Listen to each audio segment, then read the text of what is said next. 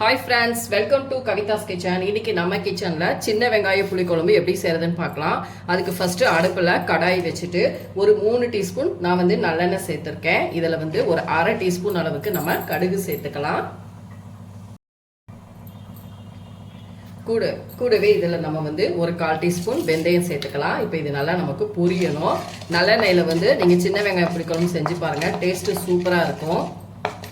இப்போ இது கடுகு வெந்தயமும் பொரியட்டும். ஃப்ரெண்ட்ஸ், இப்போ இதில் ஒரு கொத்து ஃப்ரெஷ்ஷான கருவேப்பிலை சேர்த்துக்கலாம். அதுக்கப்புறம் சின்ன வெங்காயம் நான் ஒரு 100 கிராம் அளவுக்கு நல்லா எடுத்து இந்த மாதிரி 2ஆக கட் பண்ணி வச்சுருக்கேன். அதையும் சேர்த்துட்டு நல்லா வதக்கிக்கலாம். உங்களுக்கு எவ்வளோ வெங்காயம் வேணுமோ நீங்கள் அந்த அளவுக்கு சேர்த்துக்கலாம். இப்போ வெங்காயம் நமக்கு நல்லா வதங்கணும். வதங்கினதுக்கப்புறம் நம்ம மசாலா பொடியெல்லாம் சேர்த்துக்கலாம்.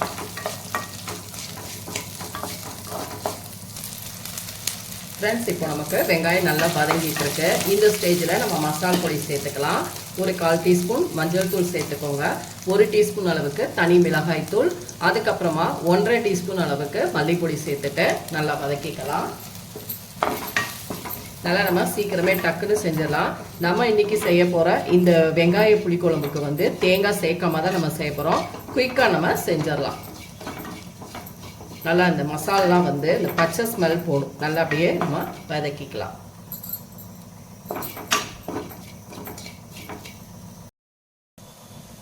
ஃப்ரெண்ட்ஸ் பாருங்கள், மசாலா பொடியெலாம் நல்லா வதங்கிடுச்சு. இப்போ இதில் நம்ம ஒரு 1/4 டீஸ்பூன் அளவுக்கு பெருங்காயத்தூள் சேர்த்துக்கலாம். சேர்த்துட்டு கூடவே உப்பு தேவையான அளவு சேர்த்துக்கலாம். சேர்த்துட்டு நல்லா வதக்கிக்கோங்க.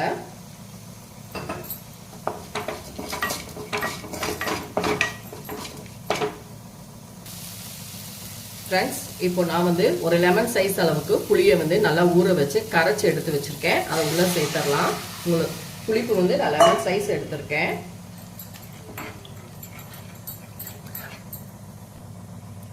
நமக்கு நல்லா கொதிச்சு வரணும். ஃப்ரெண்ட்ஸ், இப்போ பாருங்கள், குழம்பு நமக்கு நல்லா வத்திட்டு இப்போ பாருங்கள் எண்ணெயெல்லாம் நல்லா பிரிஞ்சு வந்துருச்சு. இந்த ஸ்டேஜில் நான் பொடித்த வெல்லம் கொஞ்சம் சேர்த்துக்கிறேன்.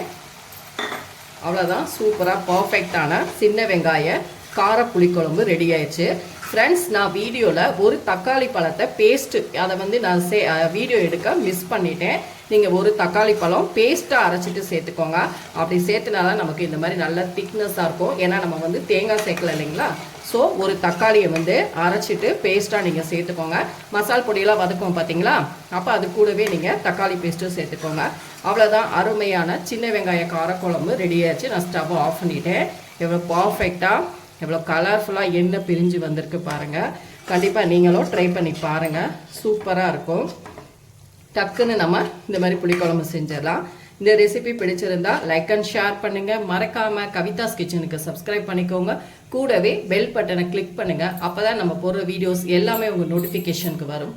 அடுத்த வீடியோல உங்களை சந்திக்கிறேன். தேங்க்யூ.